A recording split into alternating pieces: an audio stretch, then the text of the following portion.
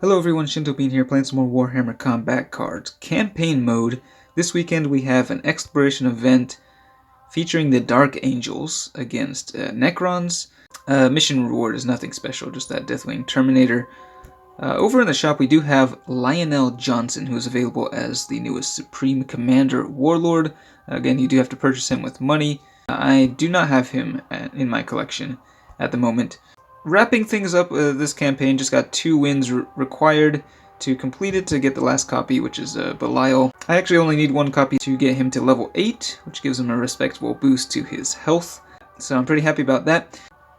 And I'm just going to be running Reboot Guilliman. Yeah, everything at max level and 400 points available. So when it comes to max level Space Marines, I think going with a melee build is the best option. But I'm going to try something a little bit different and just go with a Psychic build with Guilliman. And as long as you don't get matched up against the Psychomancer, you should have a pretty easy time. So let's go ahead and deploy and see how this goes.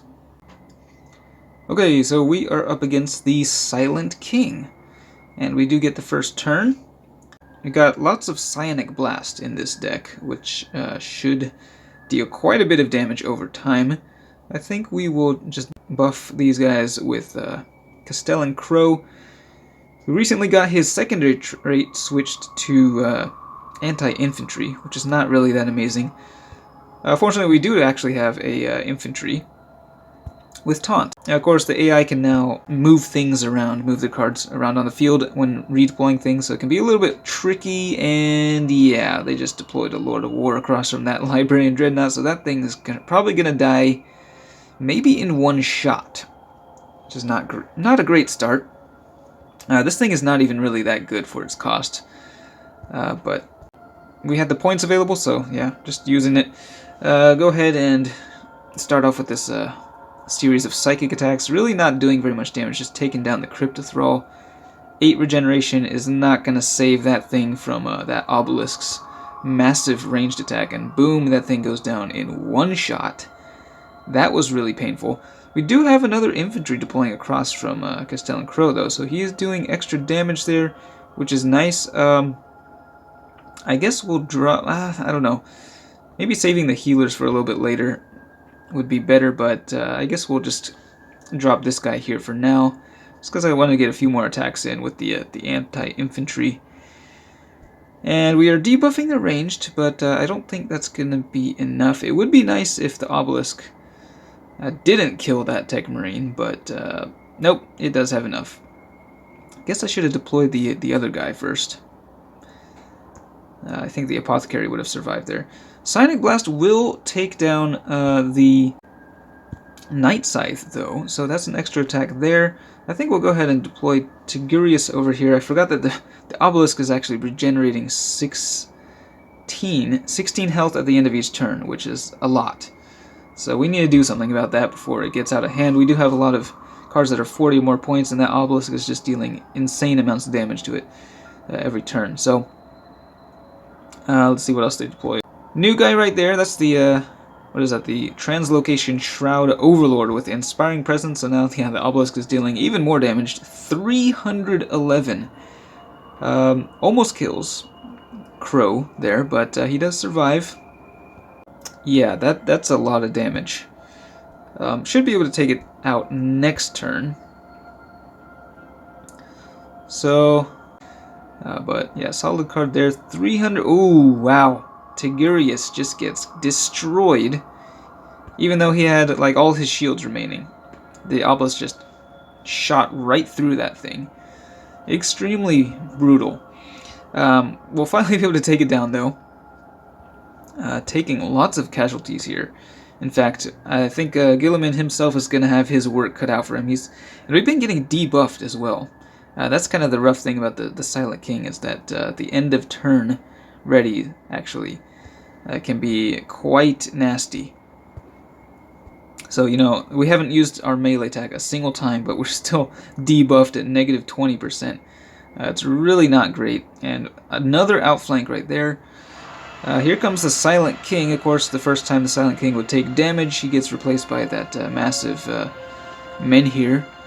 And they've got a really huge attack charged up as well. So, Yeah, not ideal. Now hold on. They can deal like ridiculous amounts of damage right now with the melee attack, which has been charging up this entire time. So I'm thinking it would probably be better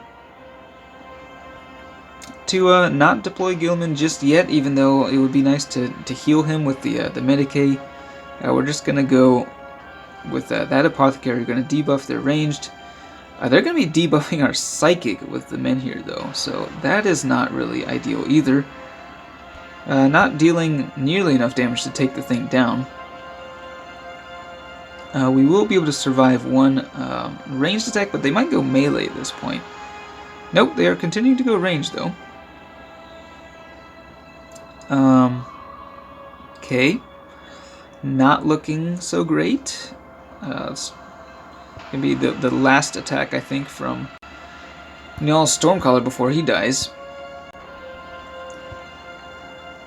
And yeah, they're almost maxed with their, whatchamacallit, their melee attack bar. So that's going to be very nasty. Do manage to take down the Tomb Scorpion, though, so that's pretty good. Guilliman does have outflank, but yeah, 500 health, I don't think he's going to have enough to survive an attack from the Silent King. What we needed now at this point was just a melee debuff, but yeah, that's not happening. Unless we can kill him in one hit, but yeah, because we've been getting hit by so many outflanks and debuffs, I don't think we can take down the Silent King here. They're going to be dealing, yeah, I mean, a whole lot of damage, that is for sure. 407, very close to being able to finish him off there, but yeah, it's just not quite enough. So I'm thinking that the Psychic option, while it seemed good on paper, just really was not quite good enough. Well, you know what? I take that back. By sheer luck, Guilliman survives with 25 health remaining. And that means we can end the game dealing 858 melee damage back to him. But yeah, that was way too close. And I do think that just going with a melee heavy build would have been quite a bit easier. Like Logan Grimnar and Helbrecht are still very strong as well. Hope you've been enjoying this event. That's it for this one. Thanks for watching, and I will see you next time.